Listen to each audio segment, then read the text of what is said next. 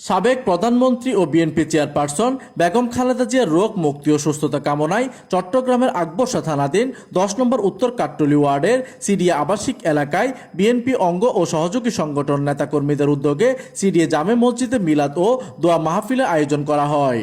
উক্ত দোয়া মাহফিলে আকবর্ষা থানা বিএনপির সাবেক সহসভাপতি আব্দুর রহমান খান ও সাবেক যুগ্ম সম্পাদক শফিকুল ইসলাম পলাশের নির্দেশনায় উত্তর কাট্টলী ছাত্রদলের সাবেক নির্বাচিত সাংগঠনিক সম্পাদক আবু শহীদের সার্বিক তত্ত্বাবধানে এবং বিএনপি নেতা জাহেদ ইকবাল রনি, সাবেক ছাত্র নেতা নুরুল ইসলাম, স্বেচ্ছাসেবক দল নেতা হান্নান আলমগীর, সুজন, শ্রমিক দল নেতা আজাদ, মোহাম্মদ তারেক, বাবরের সহযোগিতায় উক্ত মিলাদ মাহফিল অনুষ্ঠিত হয়।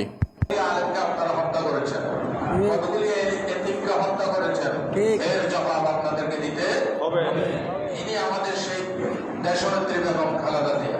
উক্ত দোয়া ও মিলাদ মাহফিলে প্রধান অতিথি হিসেবে উপস্থিত ছিলেন আকবর্ষা থানা বিএনপির সাবেক সাধারণ সম্পাদক মাইনুদ্দিন চৌধুরী মইনু।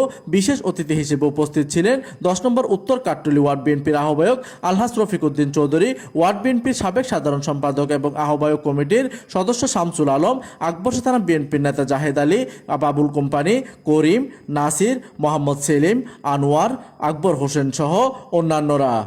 উক্ত দোয়া মাহফিলে উপস্থিত সকলে বেগম খালেদা জিয়ার রোগ মুক্তির জন্য আল্লাহর নিকট বিশেষ দোয়া করেন। প্রতিনিধির তথ্য ও পাঠানো চিত্রে ডেস্ক নিউজ, দিগন্তের বার্তা 24, চট্টগ্রাম।